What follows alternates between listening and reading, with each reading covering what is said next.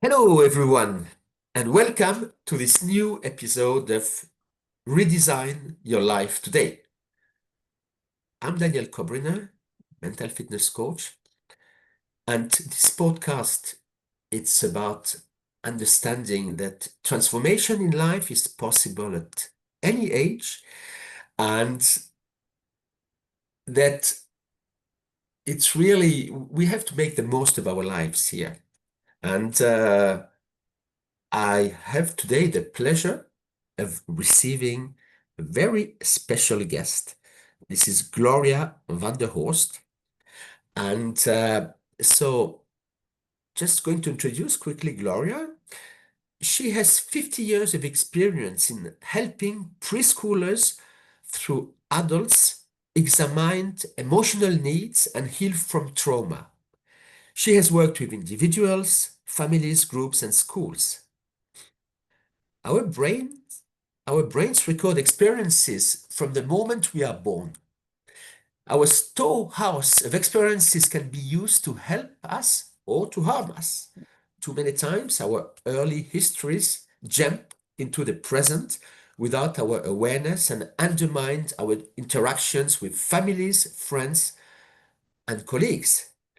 Gloria's best-selling new book, called Read, Reflect, Respond, The 3 R's of Growth and Change, is available on Amazon and can help you understand your complex history and heal from early traumas.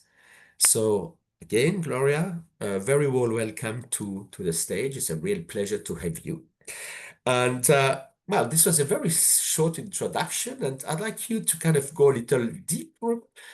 Just tell us a little bit about your story, all this experience, what motivated to do what you do now, and if you can just help our listeners understand that. I would love to do that. And thank you for that nice introduction, Daniel. So, You're very the welcome. reason that I am a psychologist is calculus 2. Okay. I was a math major Uh-huh. and loved math, wanted to be a math teacher, and ran into a professor in Calculus 2 who faced the blackboard, wrote with her right hand, erased with her left, and never turned around to the class. So we have a class of lost college students trying to teach themselves calculus. Uh-huh. And I had a goal for myself as a college student. I was very well organized. I wanted to graduate in 3 years, and I wanted to graduate with a 4.0, with a perfect score, Uh-huh. right? Okay. So Yeah. here Uh-huh. comes Calculus 2, and it did indeed ruin my 4.0. I did manage to pass it, but I didn't get the A that I wanted because I didn't understand it at all. And immediately I flipped my major and my minor was psychology. Uh-huh. And I had taken psychology because it was interesting. It was kind of a break from the rigidity of math. You could do lots of exploring, and there weren't right or wrong answers. You could go in any direction that you wanted to go, and you would still have something interesting to examine. And I have never regretted it. I have never looked back. All right. It was destined, I believe, that that was the place that I belonged. And I think that happens to people, that life confronts you at different points in time and gives you options. You could go this direction or that direction. Taking those experiences seriously is important for all of us. And sometimes it means you have to take a risk, right? And the risk for me has really paid off. I love what I do. And I have started my practice I taught for a while and then started my practice by evaluating preschool children So I have had the joy and the treasure of experiencing the human development from preschool all the way through adulthood and aging. So I've covered the lifespan Uh-huh. Yes. and learned a lot about people as a result of that, and especially about men and boys. Because boys get identified at the preschool level as problematic, right? They Uh-huh. need more Yeah, yeah, energy. yeah. They need to move around. They don't like to sit in the circle, right? They want to get up and move. They'd prefer to climb a tree rather than sit in the circle. They'll still be listening to the story, but they want to be in motion. But preschools are by and large run by women, and women are not comfortable with that extra energy. And so they identify there must be a problem with this boy. Maybe you had that experience when you were younger as well, that it's very typical for boys to be called out. And we also know that boys develop slower than girls Uh-huh. in terms Yes. of the social norms and the right behaviors to engage in. But we don't accommodate that in our educational system at all. If I were in charge of the world, I would change the educational system to accommodate that difference. And at some point, maybe we will. All right. There's kind of a movement here in the United States to look more seriously at the way we manage education for our children. And kind of stirring that up could lead to a very positive outcome where we really take the research seriously and make a different path for boys and girls while still having opportunity for them to interact significantly, but not putting boys at this disadvantage that they're not as calm and easy to comply as preschool girls are. So, kind of that's my beginning story. Thank you so much. It's so fascinating. And I heard you saying that if it was you, you would change the education system. So what would you do, Gloria? Well, I would definitely have, first of all, I would hire more male teachers, Yes. Uh-huh. right? Right? We would make it attractive, make the income significant so that more men are interested in teaching at that preschool level. There is a movement for men to stay home and raise children while women are the main breadwinner in the Yes. family. Uh-huh. I think that's a very positive movement. And I will tell you why. I will give you an example from my own family experience. My granddaughter was in preschool with a male teacher. And one day they were doing finger painting. All right. So it's a big table. Every child has a large sheet of white paper. Their finger paints lined up on the table. So you're supposed to put your fingers in there and work on your paper. Well, my Yes. granddaughter Uh-huh. working on her paper just like everyone else. And then she decides that she'll move off the paper and onto the table. So she's coloring the table. Right. And then she decides it's a wooden table, very interesting. She decides she'll go down the table leg with her paints. So Mhm. she's coloring the table, she's coloring the table leg. The male teacher took out his camera and photographed her, right? Just took this little movie of Uh-huh. her moving off the paper onto the table, down the table leg. I know for certain if that had been a female teacher, that child would have been stopped and criticized and punished for moving off the paper, Uh-huh. right? So Yes. I definitely want more male teachers in the preschool classroom so that both boys and girls get the opportunity to explore what's happening inside of them. Is there a limit? Yes, but hey, I'm delighted that he just filmed her moving down the table leg rather than disciplining her. And we need more of that type of interaction at the preschool level, particularly for boys, so that they take ownership of their own character and who they are, right? And really enjoy being that person.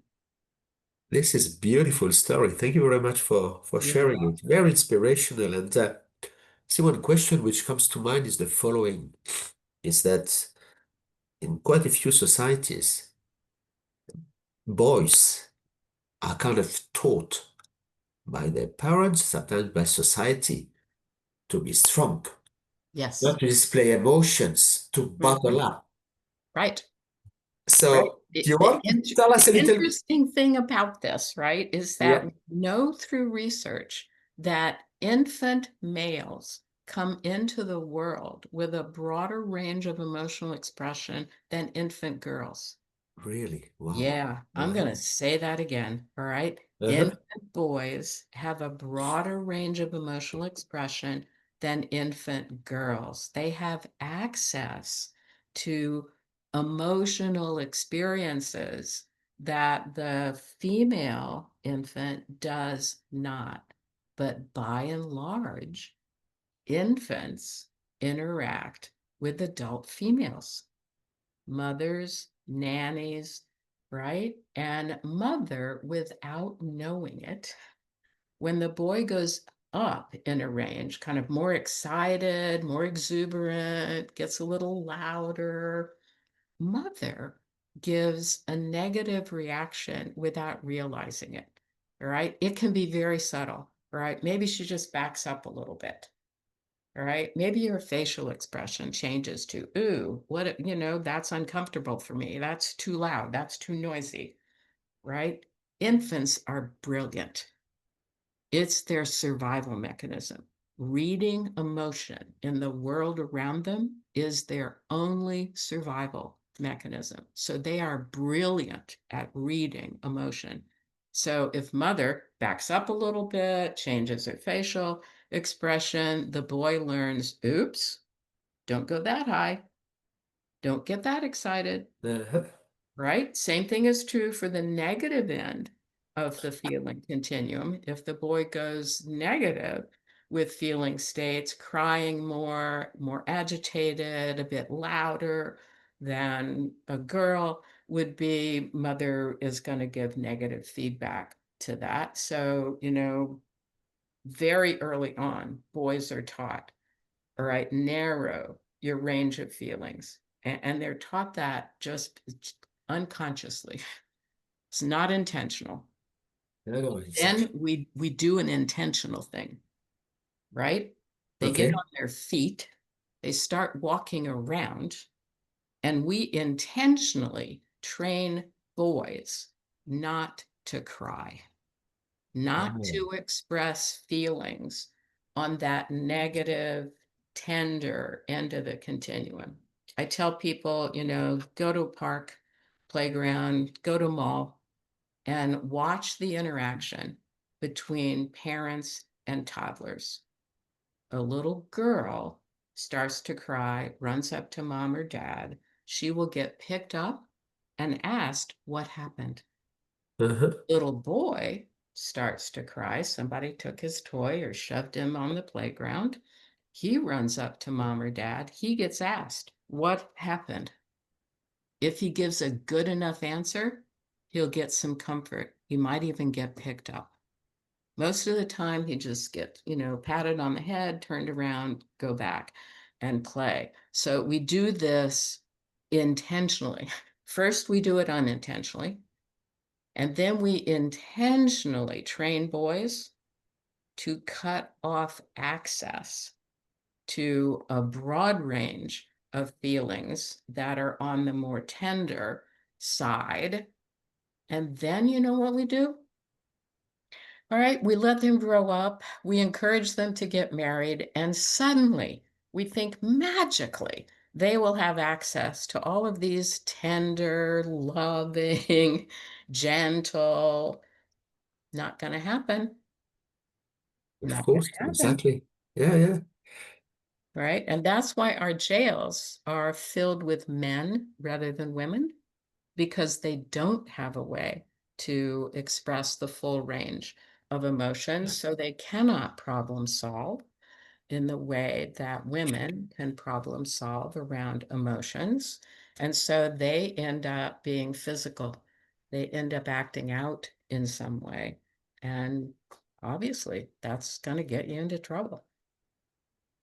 This is fascinating. Yeah. So we are taught, and obviously, my understanding is that we are, as children, we are shaped in the first 7 years of our lives. And Absolutely. this is because we take everything in without filter, like in hypnosis mode. And then obviously we believe that the way we were raised, this is how the world is, and this is it. Hmm. And we repeat the same behaviors We do. over and over again. Right. I don't know Right. if you want to expand a We're little on we're this, kind of with like a your experience. jukebox, right? You just keep putting the quarter in and it plays the same song over and over and over again. Exactly. And no, this is great. And obviously, you, I'd like you to tell us more about your book. You've written this book, The 3 R's, and I'm very curious about it. About I have written this book for the very reason that I've just described, right? To encourage access to deeper feeling states and to encourage access to your history so that you can increase your awareness of the impact of your history on your current behavior. So here's how the book is structured. The book is called Read, Reflect, Respond, the 3 R's of Growth and Change. okay, yeah, But it's a journal book, but it's a very different journal book. It has an essay on one page, and the facing page is blank. Now, most journal books have lines on the facing pages so yes, that you can write out your responses. uh-huh, Well, guess what? You store information in terms of language, in terms of action, mhm, and in terms of feeling. All right. So the journal book with lines gives you access to one of those. You need access to all three. All right. The yeah, blank page gives you access to all three. You can draw, you can scribble, right? You can use very intense lines to indicate intense emotion. yes, uh-huh, So it opens up pieces of your history that are stored in your brain because we store everything. The brain is just this marvelous storage unit. It stores everything, but you can't access everything with language, right? You have to access some of that with the movement of your body, and you have to access some of that with visual experiences. Because think about it, right? Before you can read and write, how are you storing this stuff? You're storing it in terms of what you see in the family and the life experience around you. You're storing it in terms of what you feel. And those you can't access with just language. You yeah, really have to access that with the method in which they were actually stored. So this book, and I'm going to show it to you. Oops, wait, with the background, I can't. But yes, it's yeah. called, This it's like a magic book, but we can't it's a see it. magic book that disappears because of the magic background. Yes, But it will, and you can go through this in any direction, right? You don't have to start in the beginning and go to the end. You can jump around. You can read the titles and pick out the one that resonates with you for that particular week. There are 52 of them, so it's designed to cover a year. Okay. And it's a great place to start your emotional growth journey. It's healthy to be able to challenge yourself to dig into pieces of your history, and the essays will stimulate pieces of history, some from very early childhood, some from later life experiences. The essays just cover the gamut of all different things. Okay. And so, and who is it intended for, the book? It is intended for Yeah. the adult Uh-huh. who is interested and curious about, who am I? Why do I behave this way? What's going on with me? So if you're an adult and you're asking yourself any questions about what's happening in my life, who am I? What's How's my history influencing? Why can't I get ahead here? Why can't I have a better relationship with this person? Or, why are my kids rejecting me? Uh, right? Why aren't I advancing at work? Why have my friends stopped calling me?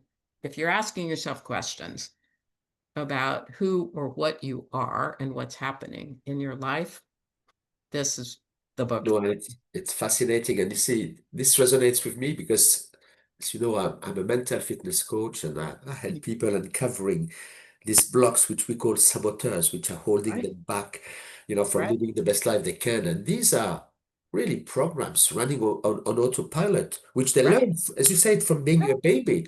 So, for right. instance, like we have the judge, we all have it, we judge ourselves, we judge others, we judge circumstances.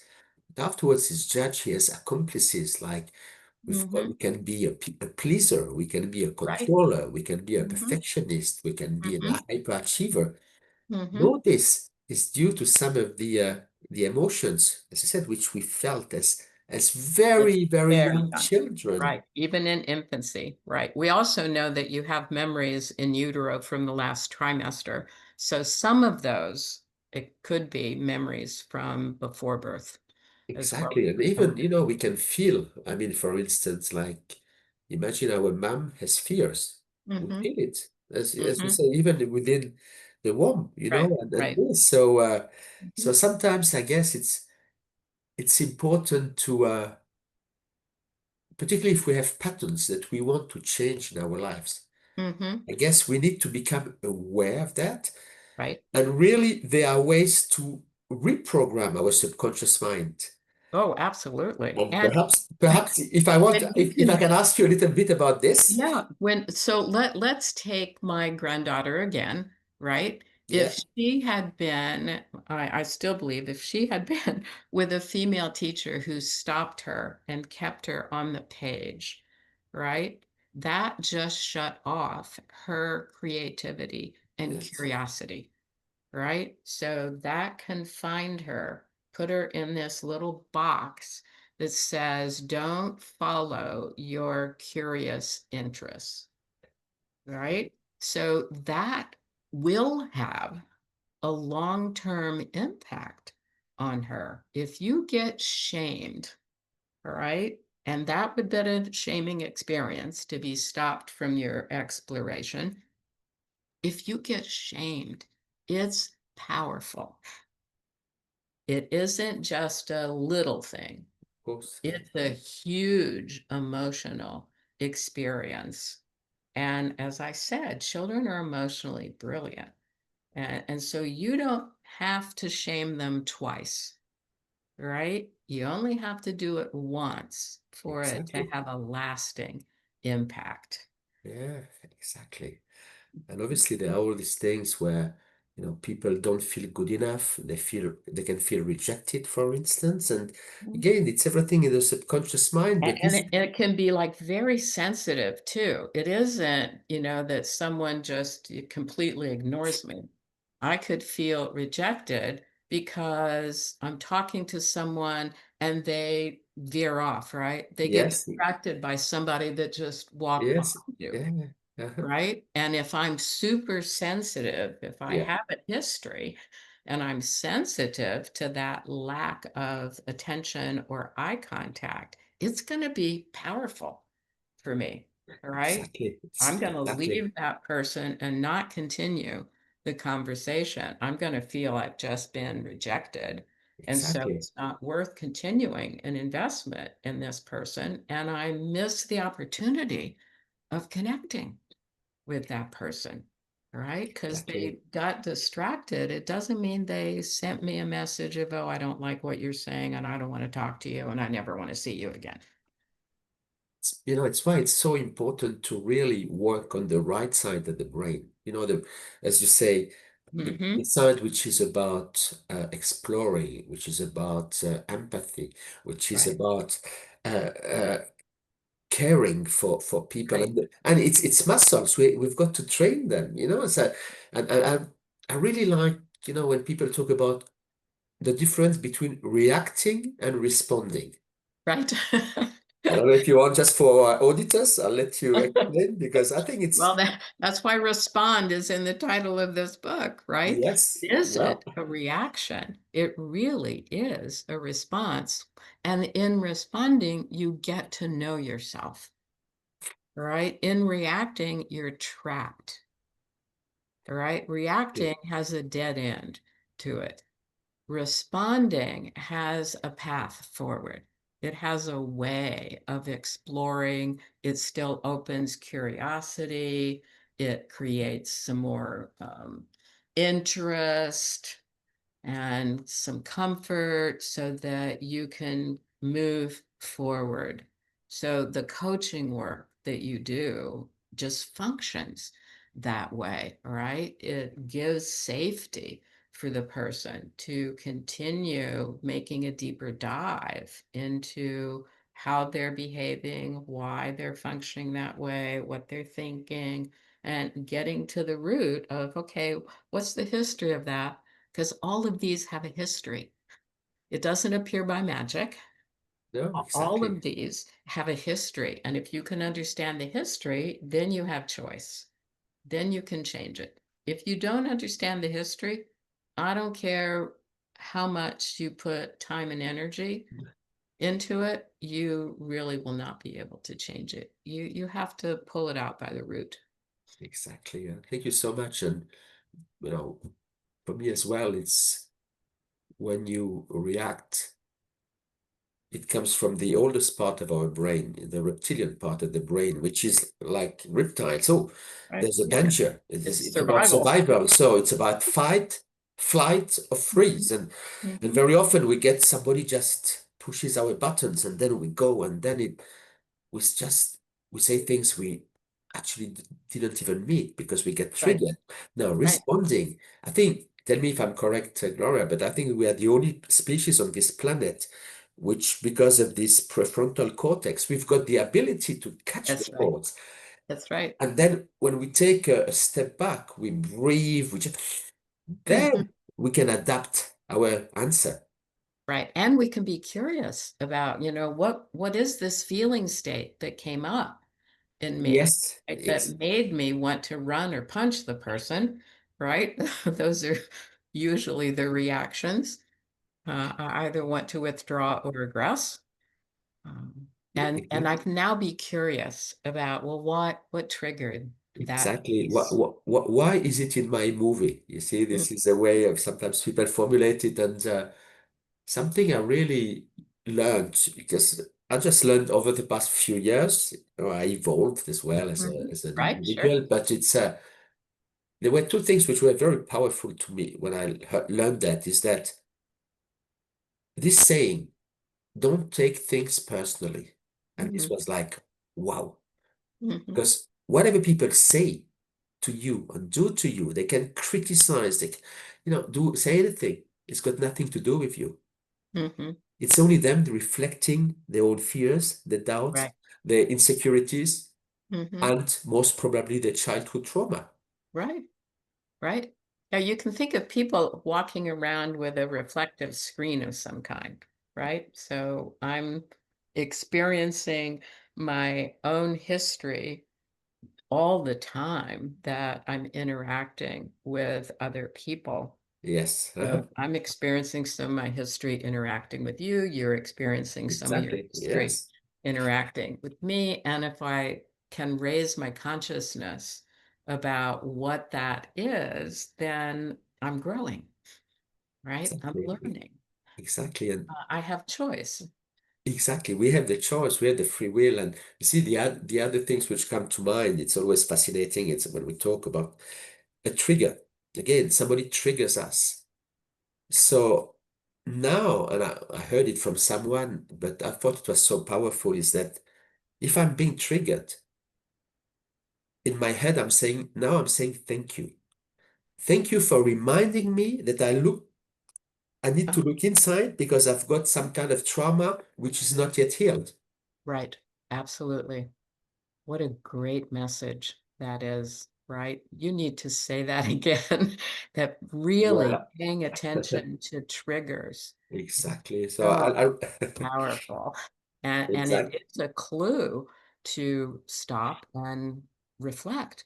Really look inside. Your brain has just told you there's something to pay attention to You right know, here, there right? was an emotion which is still there, Mm-hmm. and sometimes it's about yeah going deep and showing compassion and love to our inner child. Right, right. And it's very difficult to do it on our own. I have to say, they need people like you, Gloria, to help them doing this. That's right. It's much easier to do with someone who can serve as a guide. You can eventually learn to do that for yourself, but we're born connected, right? We seek connection for the rest of our lives. We Exactly. survive through connection. We live longer when we are connected. So, getting help, having another human being experience you is incredibly valuable. Well, absolutely. And you see, surrounding ourselves with supportive people, with people who are going to help us and which we are going to support. This is You're going to support so them, right? powerful. All this without a judgment, of course. It's really Right. with a willingness to grow. And this idea of community as well resonates so much with me. You know, at the Mhm. end of the day, we really we want to contribute at our humble level. And in order to do this, we've got to know ourselves to understand what's our real purpose in life. And Mhm. perhaps we can talk a little bit about the importance of the purpose or the mission on our Mhm. lives. Yeah, and your life is much more fulfilling when you understand that, regardless of what the mission is, and Yeah, it runs the gamut. But once you understand that this is what nurtures you, this is what fills you up, it's so much easier to live in your own skin, live in your own community, in your own family, in the institution that you serve. So self-understanding is really key to being successful as a human being. absolutely. I mean, it's been such a fascinating conversation. You know, it flew. I didn't see the time going. And if I may ask, if you, obviously we talk here about transformation, and if you had like three tips, three Mhm. you would like to leave our listeners with today, what would they be? Well, that's a challenge. I Let's see. know. One is to be curious, right? We can't start this journey unless we are curious. So, one is to be curious, all right? Two is to be serious, to really be intentional about taking this journey. And three would be find help. Yes, Right? Don't take this journey on your own. We're born connected. We need to stay connected. And in order to have a successful journey diving deeper into your own life experiences, you need help. find a person that will do the journey with you. Well, thank you so much. Really, it was You're beautiful. And welcome. if people want to connect with you, what's the best way? Is that because anyway, we'll put your details on the footing. But what what's the best way to connect with you, Gloria? It's through my website, which is Okay. www.drvanderhorst.com. So it's www.drvanderhorst.com. Okay. I can consult with anybody in the world. Right now, I can't consult with anybody on the moon because there's no one there. But Well, any not yet. place, Not yet. not yet, any place in the world, I'm available to you. And so that's the easiest way is just to go to my website and send a message. Well, again, so thank you, and it's been absolutely fascinating. And thank you for our listeners to be with us. And I hope you took a lot of wisdom and very useful information from this conversation. And just play it again and reflect, because remember, we've got only one life, and we owe it to ourselves to live it the best possible way. And it's never too late to make a change. So thank you again so much to everyone, and Welcome.